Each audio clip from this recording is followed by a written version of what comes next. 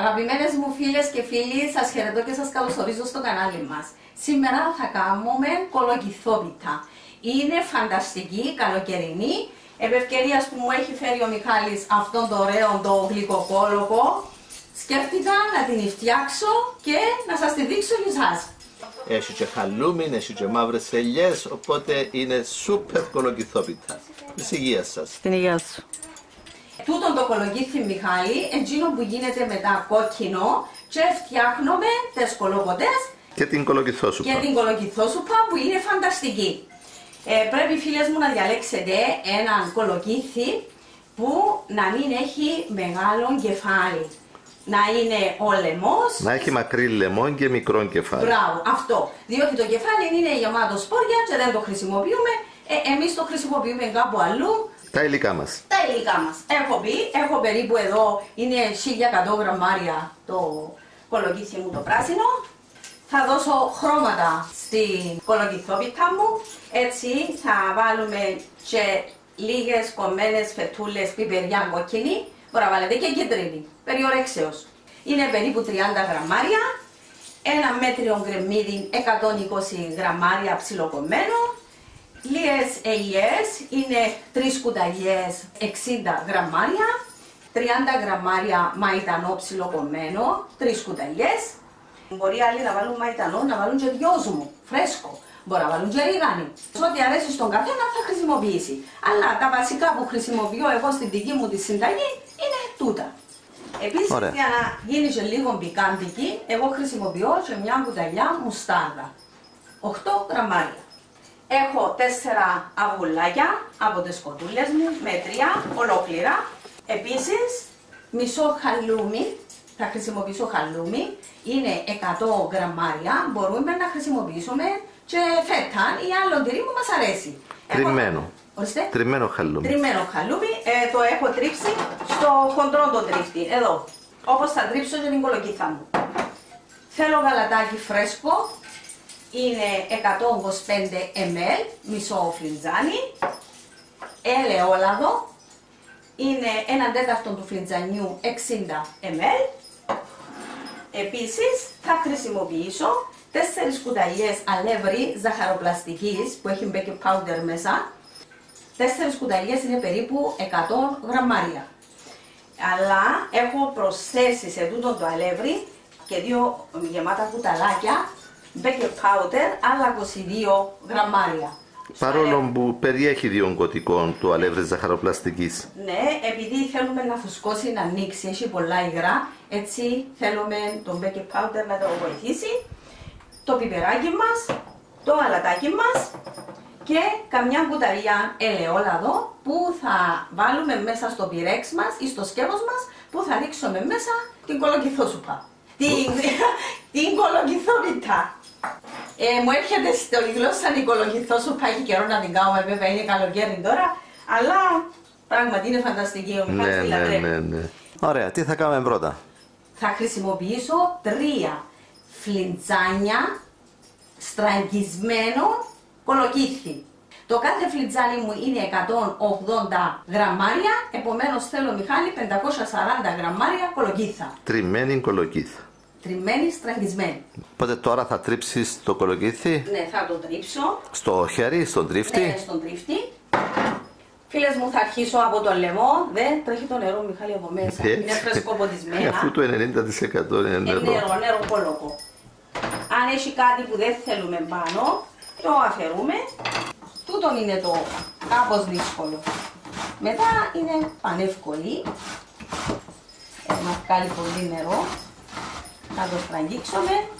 Θα τα ανακατέψουμε όλα μαζί, λαδωμένο πυρέξ και στο φούρνο. Θα τα δούμε, θα τα δούμε, Μιχάλη. Ωραία.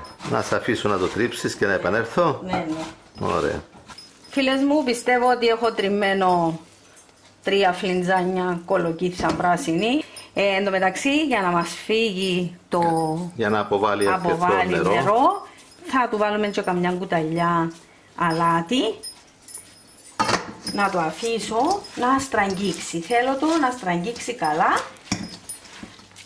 για να μπορέσω να κάνω την κολοκυθόπιτα μου. Θα το αφήσουμε εδώ για κανέναν τέταρτο. Θα το αφήσω κανέναν τέταρτο και θα το αφήσω να τρέξει το νερό του.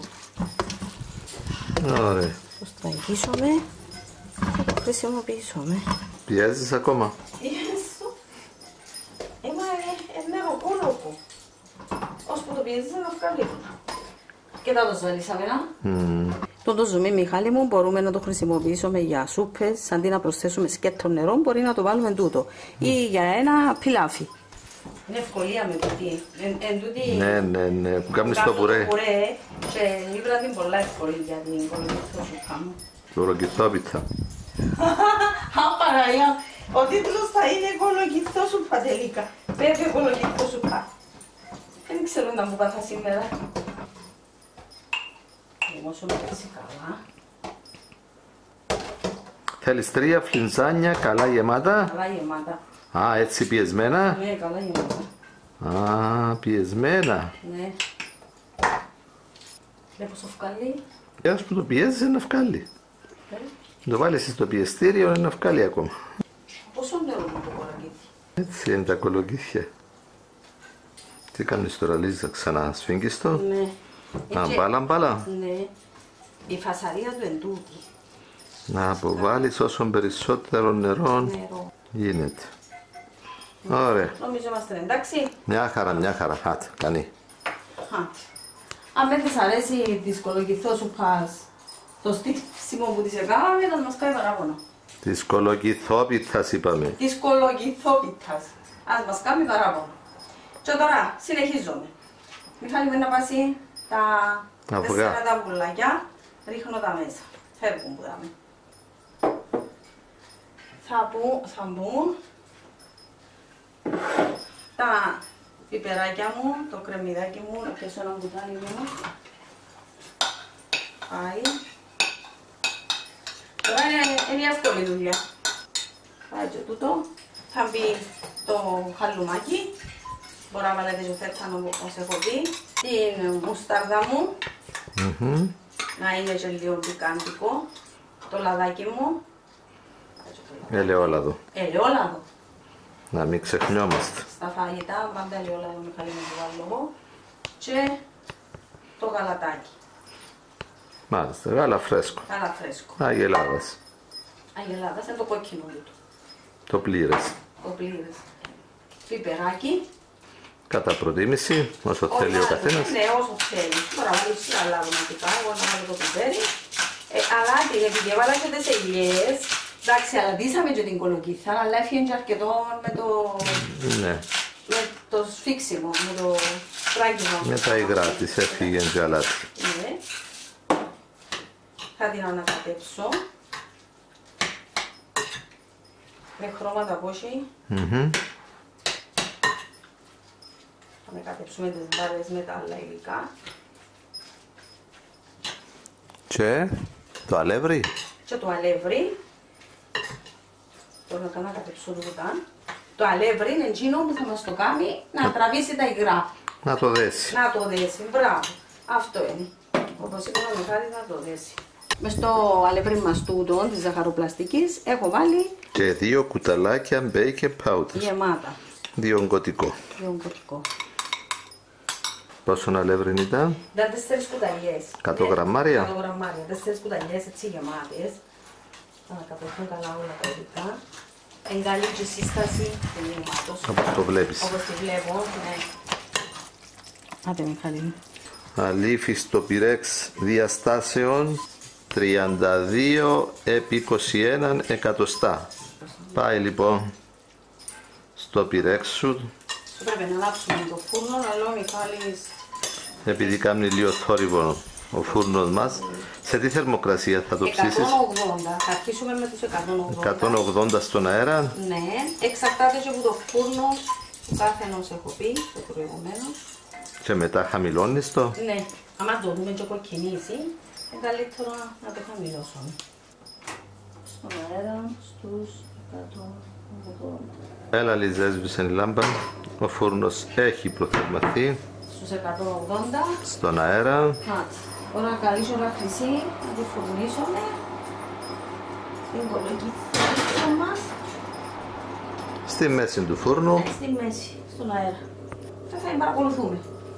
Προτιμώ να την βάλω 180 γιατί έχει πολλά υγρά, να ψηθεί σιγά σιγά ώστε να δέσει καλά. Να μην μείνει υγρή που μέσα. Έχει Μιχάλη μου 40 λεπτά.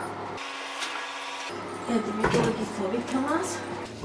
Μυρίζει ωραία. Ναι. Μυρίζει Με τα αρώματά της. Επήρε μου 40 λεπτά στο φούρνο τούτο. Την είχα για μισή ώρα Μιχάλη στους 180 και μετά για 10 λεπτά στα 150. Πήρε συνολικά 40 λεπτά. Να κρυώσει λίγο και την κόψω. Ωραία, άντε. Με ζεστή κομμά. Ζεστού, αλλά να την βγάλουμε. Ωραία. Φίλοι και φίλες, η ώρα η καλή να απολαύσουμε την κολοκυθόπιτα της Ελίζας, που δεν είναι μόνο κολοκυθόπιτα, έχει και χαλούμιν, έχει και μαύρες ελιές, οπότε είναι σούπερ κολοκυθόπιτα. Της υγείας σας. Την υγεία σου. Ο Γιάννης προσπαθεί να μας κάνει να γελάσουμε. Φτιάξτε και εσείς φίλοι μας αυτήν την υπέροχη, πραγματικά είναι υπέροχη. Εξαιρετική, α. Εξαιρετικότατη, υπέροχη πραγματικά. Να μας πιάξει και ο Γιάννης με το καπνιστήρι, εύκαλε το έξω. Φτιάξτε και εσείς φίλοι και φίλες αυτήν την υπέροχη κολοκυθόπιτα. Γράψτε μας τα σχόλια σας, γραφτείτε και στο κανάλι μας και να είστε καλά. Δώστε της και ένα like γιατί της αξίζει. Αξίζει της, α. Βεβαίως, και θα το διαπιστώσετε όταν τη φτιάξετε όπως σας δείχνουμε. Της υγείας σας. Την υγεία σου.